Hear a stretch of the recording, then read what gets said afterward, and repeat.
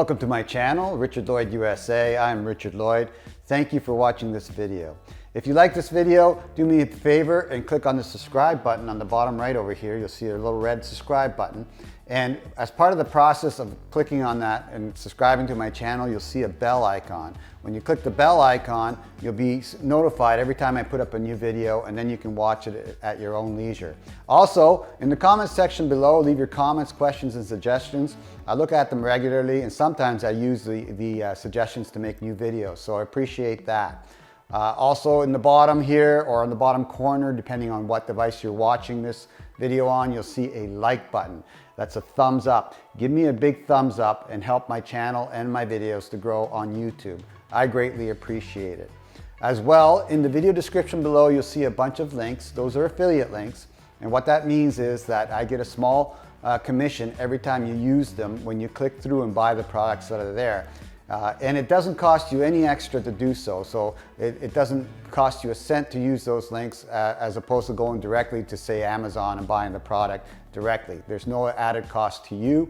On top of that, the bonus will be that you'll get the product from the exact same seller that I bought it from, therefore guaranteeing that you get the same product that you see in the video. Once again, thank you very much for watching and enjoy the rest of the video.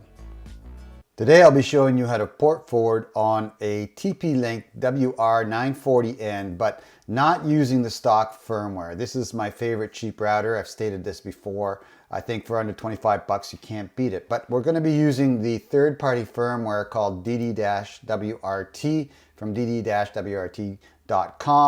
It's my favorite firmware to load into these routers, into this router and into any router that can take it, because it's really robust and it's really basically it opens up every function in your router, and it gives me a lot of flexibility in configuring the router the way I want.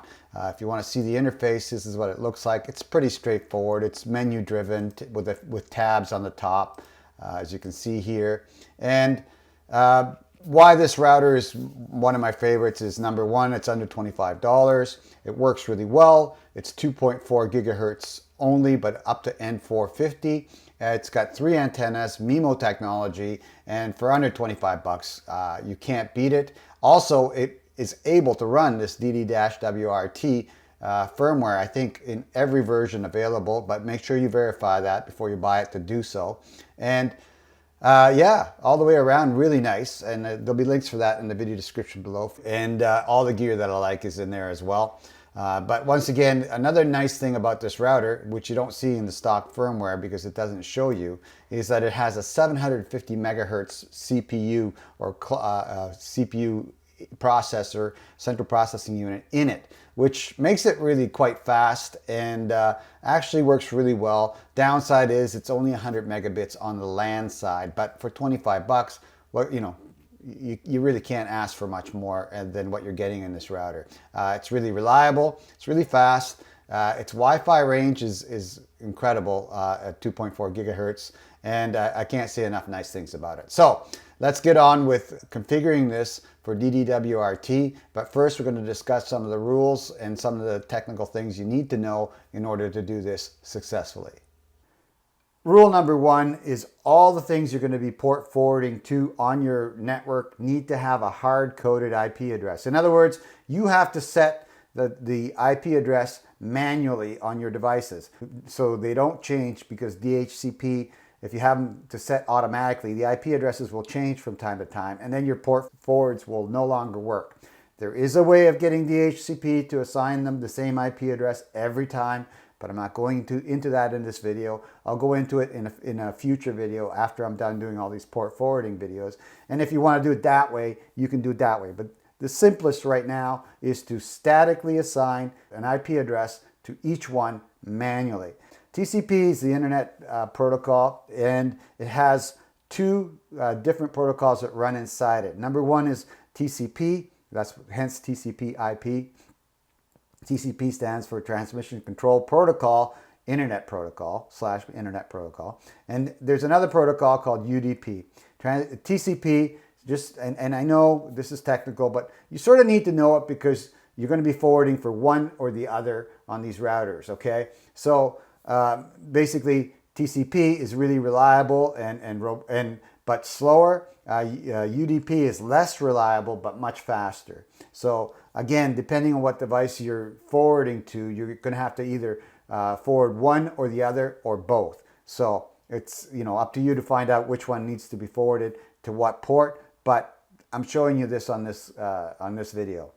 These ports are virtual ports. They're just something that is inside the packet that it plugs into the other device. So everything on a TCP/IP network connects to an IP address, and when you hit that IP address, it has to know which port it's going to connect to do a successful connection between the two devices. So that's what I'm showing here, how to port forward from your router to devices inside your network out to the real world.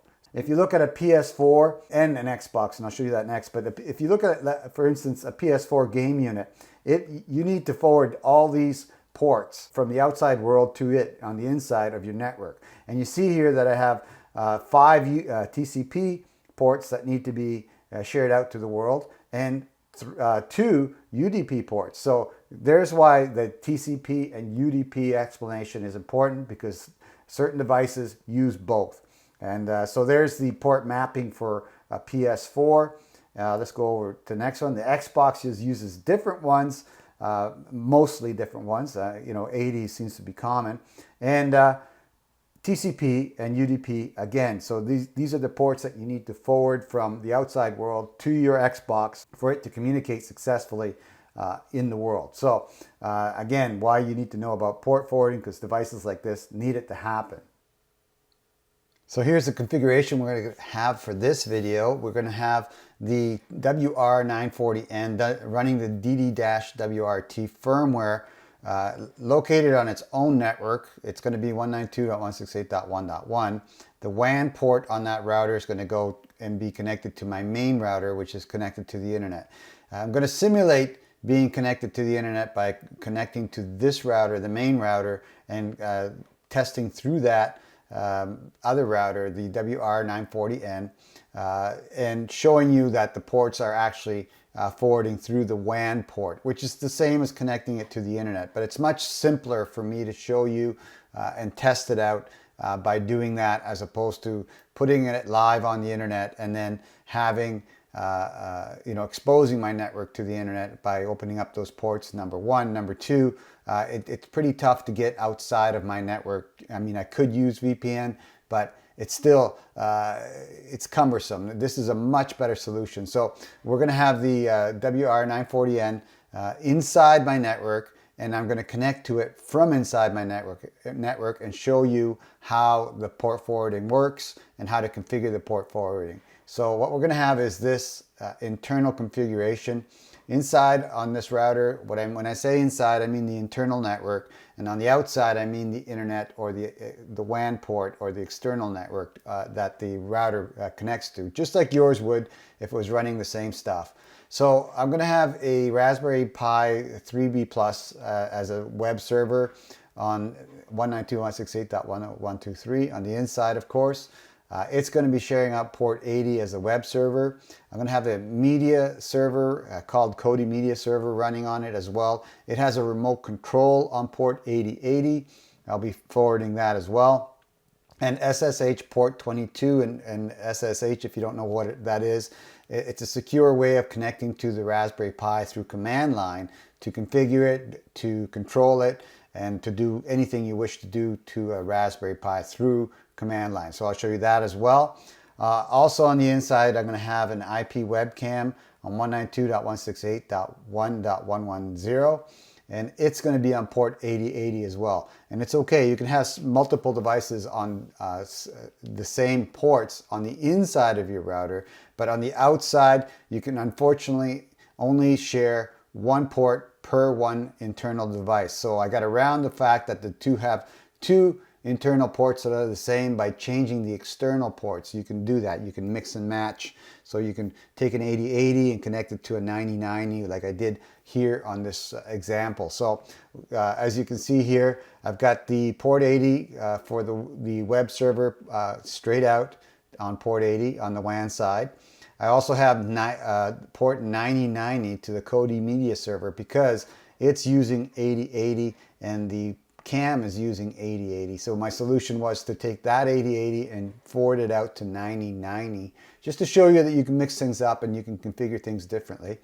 And port 22 SSH connection is straight through to the Raspberry Pi, and the port 8080 IP webcam is also straight through to the IP webcam. And if, just so you know, the IP webcam I'm using is my old Note 4, Samsung Note 4 smartphone, running a free app from the Play Store called IP Webcam. So yeah, if you want to do that, if you have an old device that's Android, has access to the Play Store, has Wi-Fi and a good camera on it, you can use IP Webcam on that device and then turn that device into an IP webcam like I have as well. And it works pretty good too, so I can recommend that as well. So let's get on and log into that router and configure this all to happen. In order to log into the router, of course, you need to know what the IP address of the router is, and you may not know what your IP address for your router is, or you may want to verify it just to make sure, and I'll show you a quick trick to how to do that. So what you're going to do is go down to your taskbar down here to the bottom right, and you're going to choose or right click on your network icon. In my case, I'm connected through Wi-Fi. You may be hardwired, so the icon will look a little different, but regardless, right click that icon, choose Open Network and Internet Settings. Then we're going to go to click on Network and Sharing Center. Then you're going to click on Change Adapter Settings. And here you'll see all your network adapters. In my case, I'm connected to Wi-Fi. Whichever way you're connected, it'll be pretty obvious. It'll have no red X in it, and just basically choose it by right-clicking it and then go to Status. Then under Status, you're going to go to Details. And in here, you'll see a bunch of numbers, but the one that matters is the default gateway. Usually, your default gateway is your router. In my case, it's the IPv4 default gateway is 192.168.1.1. So that's the number I need to know to get to my router. Whatever your number is, it may be different. That's the number that you use to get to your router. And I'll show you how to do that next. So let's close all these windows off here. And what you're going to do is open up a browser page or window, and then we're going to type the IP address that you just found in that last step. So in my case, it's 192.168.1.1. And here we are at the info site for the DD-WRT firmware on the WRN940, the WR940N, sorry.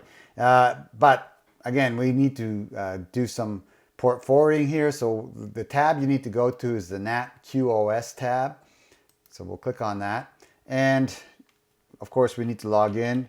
DD-WRT, when you first set it up, forces you to set your own username and password. So there is no default. So whatever you set for that, go and use that. If you don't know what it is, then more than likely you're going to have to reset your router and do it again to enter in a password you know. But remember, when you reset your router, you're going to lose all your settings and you're going to have to reconfigure your router. So it's best to find out what the real password is and use that instead, or try and so otherwise, well, you know what you got to do, reset it and put in a new password, username and password, and reset your router to its default settings or the settings that worked for you. So here we're going to log in, and we've got the NAT QoS tab opened up now, and port forwarding is where the tab is what default opens there. So here we're just going to hit add. Now there's a little bit of a trick here, and I'll show it to you here. In the application, that's just a label you're giving to the port forwarding. It could be anything, but I'm just going to put in web server here for the web server on the Raspberry Pi, as we have here in the diagram, on port 80, and it's going to be on 1.123.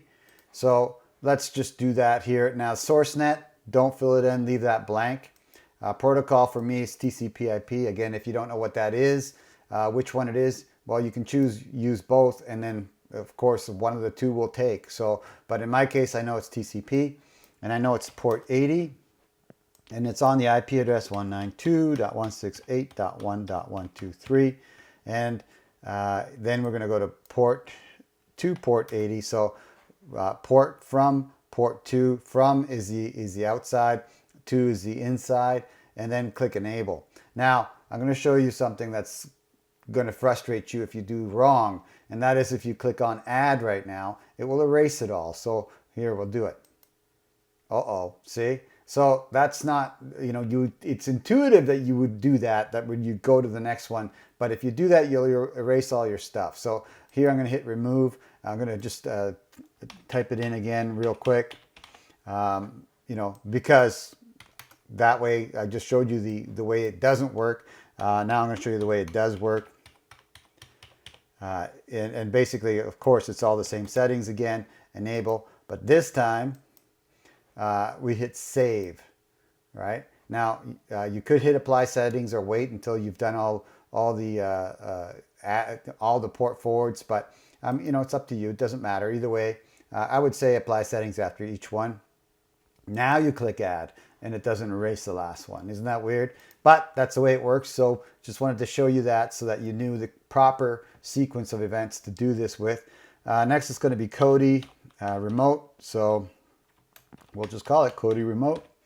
And here I messed up here. I'm going to put that on TCP and save it and apply it. So that'll keep it there. This one's going to be TCP. And Kodi is going to be on the outside port 9090. That's how we avoid the conflict between these two 8080s being on the outside. You can't have two devices on the outside of your router to the same port. It's got to be one per one. So the way I go around that is by changing the outside port to 9090 and the inside still stays on 8080 here. So I'll do that. Yeah, I know it's not valid. So on the outside, it's going to be 9090. It's still going to be the same IP address, the Raspberry Pi. So 123, and it's going to go to 8080. And I hit enable, and then we hit save and apply, and then we hit add again for the next one. The next one's going to be SSH. That's how we remote into the Raspberry Pi. So let's just call it SSH. Raspberry. Let's call it, Ras Pi. There, that works. And it's TCP again. It's going to be on port 22 on the outside. Again, 192.168.1.123 for the Raspberry Pi, and 22 on the inside. Enable. That's it. Then we hit save and apply the settings again. One more port forward that we need to do is the IP webcam. So let's just put that in there.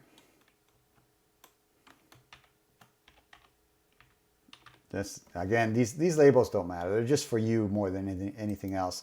And if we look here, we see that the IP webcam is on port 8080, and it's on 192.168.1.110 IP.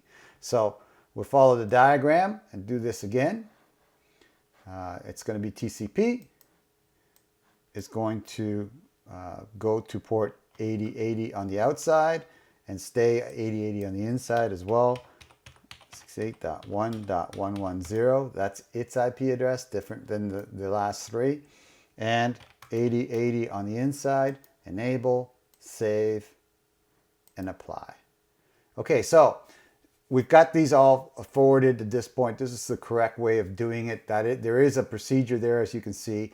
And yeah, as unintuitive as it seems, you can't hit add after each one. You need to hit save and apply and then add, so it doesn't erase your last setting. So there, it's all set up, ready to go according to this diagram. Now, the thing you need to do here prior to going out and testing it on the outside of the network, we're currently logged into the inside of the network here. So we're logged into the 192.168.1.1 network here. If I hit properties, it'll show us that. There we go, 192.168.1.140, and the DNS server is 1.1. So we know we're on it. We're on the inside of the router. And you want to test your ports prior to going to the outside of the router and testing them to make sure that the devices you've got set up are listening to your requests and are ready to, well, accept the connection to their ports. So let's go do that. So first thing we're going to do, I'm going to try SSH, and in order to test SSH, I use PuTTY. This is a command line interface kind of program, a communication program, really cool. I'm just going to put in 192.168.123, which is the Raspberry Pi. That's where SSH is going, and that's where this device is waiting for a connection on port 22. So we're going to hit OK or open. Oh, I messed up the number. Look at that. Let's do it again. Let's try a new session. Close that out. Yes. Let's try that. 192.168.1.123. There we go. That'll work. And it's instantly going to a login. So we're going to log into that. And the reason I'm logging in is because I need to turn on the Kodi media server for that to work as well. So I'm going to do that right now just by typing in Kodi and enter and minimize this. So now we've tested out SSH. That works on the inside. Let's try the 8080 on the Kodi media remote now that we have it running. So let's just open up. Actually, we can do it from here. 1, 2, 3, 80, 80. So colon 8080 tells a web browser to connect on 8080. So if you didn't know that, there you go. And there's my remote control app for the Kodi media server. Perfect, just as it should be. Let's try the web server on that IP address, which is 192.168.123. Again, it's on the Raspberry Pi. And by default, your router, your browser always puts 80 in. You just don't see it. I'm putting it in just to show you, and it'll probably strip it out. It usually does. Yeah, there it goes. It strips it out. And there's my website or web server running on that Raspberry Pi. Yes, it does change the IP address to the outside IP address, but it shows you the page, and we logged into it through the 123 IP address, so we know it's working. So that's 3 devices now, or 3 ports. Let's go for the last one, which is 1.110.80.80. That's the camera. And notice that I'm using the inside ports on this. So what I mean by that is, if you look at the diagram, these are the ports I'm using, the inside IP addresses, because I'm inside the network, right? So perfect. Let's go see if the camera's up and running. And it is. And if you want to see the video off that camera, these are the controls. Again, this is a neat little app on my Android device, my Samsung Note 4. IP webcam, if you want to know what it is, on the Play Store. And there's my backyard, with everything. Beautiful day today in Texas, as you can see, nice and sunny, nice and warm. It's about 81 degrees. It's just incredible. Really nice. But regardless, there it is. All the inside IP addresses are now verified or ports are now verified to be working on the inside IP addresses. That means that all these devices are ready to accept a connection from the outside. So let's do that. Close this off. And the way we do that is to connect to the outside of the router by connecting to this network, the 192.168.0.10. And that little beep was my Raspberry Pi or my PuTTY telling me I've disconnected because I changed the network. So again, we've got to test these on the outside now that we're connected to the outside. And you can see here quickly under properties that I'm on the 0.1 network there. So that means I'm on the outside. So let's go open up these ports and see how they work on the outside. So 192.168.0.10, everything's going to be on that. Let's try the web server first. Again, I'm just putting in 80 there. Actually, I'm going to take the 80 out. You don't need it. And there's my web server running from the outside on my Raspberry Pi through that port forward we just did. Next thing we're going to do is test SSH, and that's 192.168.0.10. So the IP address is on the outside, and enter. And as you can see here, it's asking me to log in. So let's do that again, because I need to turn on the Kodi media server again. Once we disconnect, it shuts it off. So Kodi again. There we go. So SSH port 22 is working. It's forwarded just fine. Let's go see if that that forward worked all right. And now remember, this is on 9090 this time, so that we can have two devices on the outside with the same ports on the inside. Again, I'll refer to my diagram. You see it here, 9090, 8080, right? So enter. And there's my Kodi Media remote working from the outside, so it's forwarded perfectly. And last but not least, we're going to go to the IP webcam, which is on port 8080. Again, you see it here, 8080 to 8080, right? Enter. And there's the controls for it, so I know it's running. I will put it to the forward here like this. So actually to the forward to the video. There we go. And we can see my backyard, see the trees waving. It's a little windy, but beautiful day. And you can see it's all working perfectly as it should be, right? So that's how you forward or do port forwarding on the DD-WRT third-party firmware on a TP-Link WR940N router. Again, links for all this stuff in the video description below. Please make sure to use those. It helps me out. Also, if you like this video and it helped you out in some way, give me a big thumbs up below this video. Usually the right corner. There's a subscription link throughout the whole video on the bottom right of the picture. Or if you wait till the end of this video, you'll see a picture of me. And that picture is a subscription link as well. As part of the subscription process, you're going to get a bell icon. Click on the bell icon and you'll be notified every time I put up a new video. And then you can watch it at your own leisure. Once again, and like always, thank you for watching, thank you for supporting me, and thank you for your time.